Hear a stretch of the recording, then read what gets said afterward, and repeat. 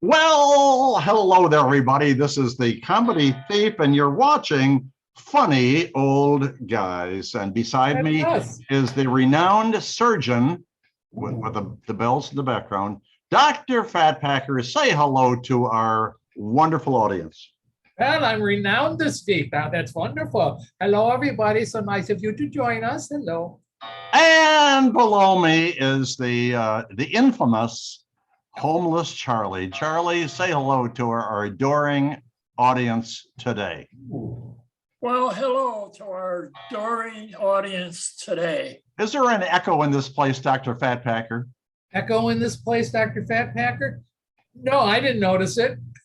I neither. Well, anyway, folks, what we do is we tell jokes, you laugh, you know the routine, and we have some funny material today. But before we begin, we have a point of conversation, which is, I'm going to read it here. Oh, good for you. Name, this is just between the three of us. Name a fairy tale or a children's tale, Dr. Fat Packer. And then what would it be like if the fairy tale took place today and it included modern technology and rules and cultures? What's your fairy tale? Well, I had to think about this a little bit, and I ran through several scenarios when I finally thought about Sleeping Beauty. Sleeping Beauty, remember? After she fell asleep, they put all these thorns around her castle so nobody could get in. Yeah. When I think today, what would happen is the prince would get aboard his helicopter, would fly over those dang thorns, and then rappel down into the castle and kiss Sleeping Beauty. That's beautiful. A helicopter. Yeah. Homeless Charlie, you name a fairy tale. And then what would it be like if the fairy tale was in the present with modern technology and culture and all that junk and stuff? Oh, I was thinking of Humpty Dumpty, that was part of a nursery rhyme. And Humpty Dumpty today would be a gender, of course. And there'd be a first grader who would come up with writing a code that could get a device to put them all back together again. Oh, That's beautiful. Well, I was torn between my fairy tales. oh yeah. I was. Well, the first fairy tale was the New York Jets winning the Super Bowl in the next 10 years. I decided not to use that one. Instead, I used Snow White. Somehow I knew she would come in here sooner or later. Well, a couple of things, it's not so much technology as it is culture and rules. First of all, she's living with 7 old men. That by itself is very strange, and the queen poisoned her with an apple. Now, in today's society, with all the fat people out there, that wouldn't work. You'd have to use an apple fritter, all right, to poison her. And the last thing is, the prince would get arrested for kissing a corpse. That was terrible. Dr. Fatpacker, tell us a joke. Those were very good. I like that. I had thought about Snow White, but I decided I'd leave that alone for a while. But look we're in the season, Halloween is coming up. Yes. When somebody was saying something the other day about vampires, and they're saying how bad it would be to be a vampire. And I said, well, wait a minute. Think of it this way. Vampires sleep all day. Yep. They can't see themselves in a mirror. Oh. And they fly wherever they want for free. What a deal. That's beautiful. I think I want to be a vampire or an umpire. One of the two. I haven't decided. Almost Charlie, tell us a joke. Well, I've got one for Dr. Fat Packer. Here's a tip. Do you know that if you rub a bit of olive oil and Epsom salt on a painful spot on your aching back, it will immediately feel greasier and saltier? Saltier? Oh my gosh. Well, I went to a Chinese restaurant the other day, and I had a wonderful meal, and they brought the fortune cookie afterwards. I broke it open, and inside was this little message, as you know, and it said, "Help, I'm being held prisoner in a cookie factory." That's what it said. Dr. Fatpacker, go for it. Oh my God. Well, you know, I mentioned before that I go into court sometimes because I know the judge and I enjoy seeing some of the things that happen. Well, this driver was found guilty in traffic court. And then the judge asked her, you know, what her occupation was, when she said she was a school teacher. Oh. Well, the judge, he was so excited. He goes, "Ma'am, I wanted years for a school teacher to appear before this court. Please sit down over there at that table and write, 'I will not run a red light,' 500 times. Beautiful. That is perfect. What a judge. What a judge. Homeless Charlie, tell us a joke. Well, I just finished reading a book on marriage, and it says, treat your wife like you treated her on the first date. Yeah. So after dinner tonight, I'm dropping her off at her parents' house. Perfect. Well, last night I went to the movies. Yeah. And I confess, I went to one of those adult movies. Ooh. Yeah, it was a Western.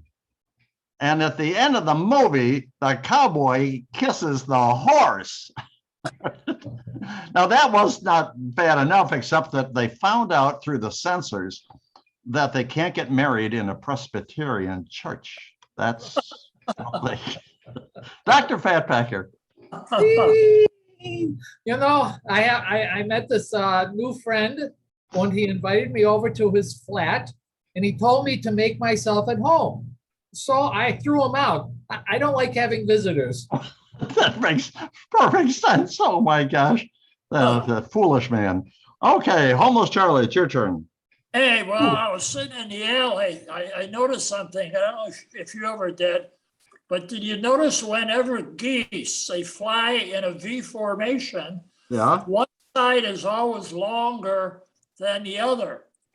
And this is because there's more geese on the other side. Really? You're a smart man there, Homeless Charlie. Yeah, there you are. Yeah. Well, I broke up with my girlfriend Bambi last night. Oh, she was so nice too. Bambi. Well, you know that I'm hard of hearing, right? Yeah. Well, last night over dinner, she told me she was allergic to peanuts. And I thought she said, never mind. You thought you meant Charlie Brown? Tell us a joke there, Dr. Fatpacker. Oh my goodness. Well, a group of chess enthusiasts, they checked into this hotel and they were standing around in the lobby discussing their recent tournament victories. Yeah. After about an hour, the manager came out of his office and asked them to disperse. And they said, "Well, why?" He says, "Because I can't stand chestnuts boasting on an open foyer." Oh. Homeless, we're going to have to shut down the video after that one. Oh, my Lord. Oh, come on. That was punny. That was punny. Oh, my Lord. Homeless Charlie, it's your turn. Oh, Well, yesterday at work, a coworker said to me, "Could you be any more annoying?" So the next day I brought in my accordion. yeah. Well, folks, she was only the whiskey maker's daughter, but he loved her still. I like that. Yeah. Dr. Fatpacker, go for it. Well, I had a friend come over to my house the other day, and I was walking around with this fly swatter, you know, when he asked me, was I getting any flies? And I said, yeah, 3 males and 2 females. And he says to me, "Well, how could you tell the difference?" He says, "Well, 3 of them were on a beer and 1 was on and 2 were on the phone." So it was crystal clear, wasn't it? Yeah. Absolutely. Homeless Charlie, tell us a joke.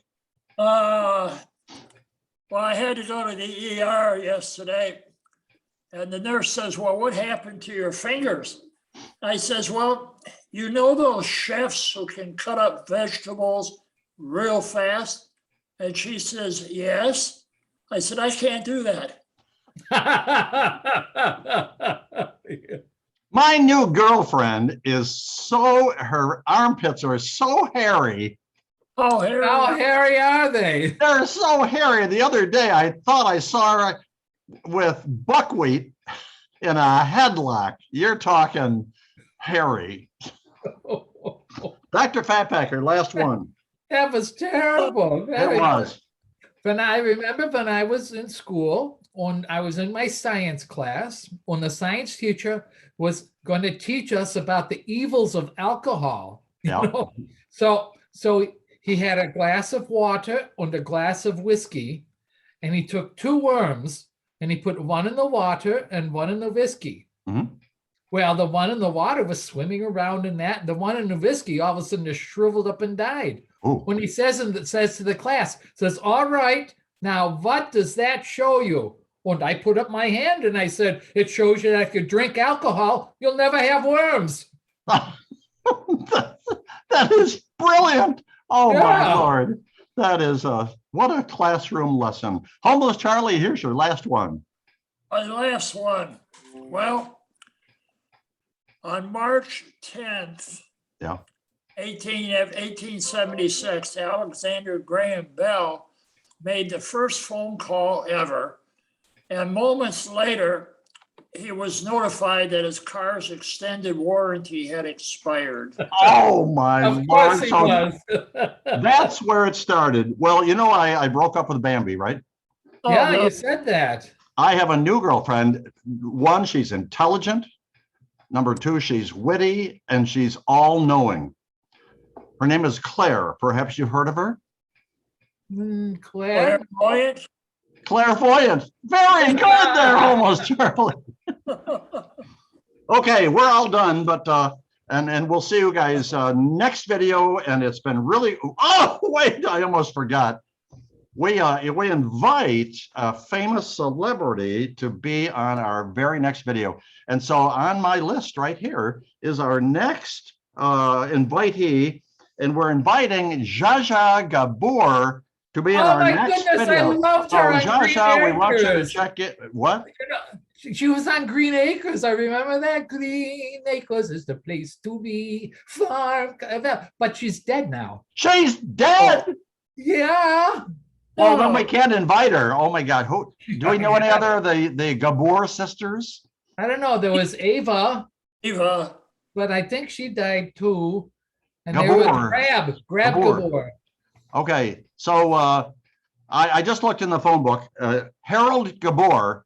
Harold, yeah. You're going to be in our very next video. So you check in at funnyoldguys@gmail.com, and you will be our next celebrity. And so I just made that up. But anyway, It's good. this is the Comedy Thief saying goodbye, passing it along to Dr. Fatpacker for his wonderful farewell and 3 wonderful words. I thought Harold Gabor was in Ghostbusters.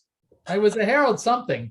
Anyways, hey, you have a nice day today. Don't forget the 3 things that we think are very important, and that's subscribe, subscribe, subscribe. All 3 of those, please. Thank you very much. And Homeless Charlie, we want you to say goodbye to our fantastic, fabulous fan base. You Goodbye. say- Goodbye to everybody. This is the Comedy Tape, and this is all us good guys. And everybody wave goodbye. We'll see you guys down the road. Everybody wave. Alliteration, I think.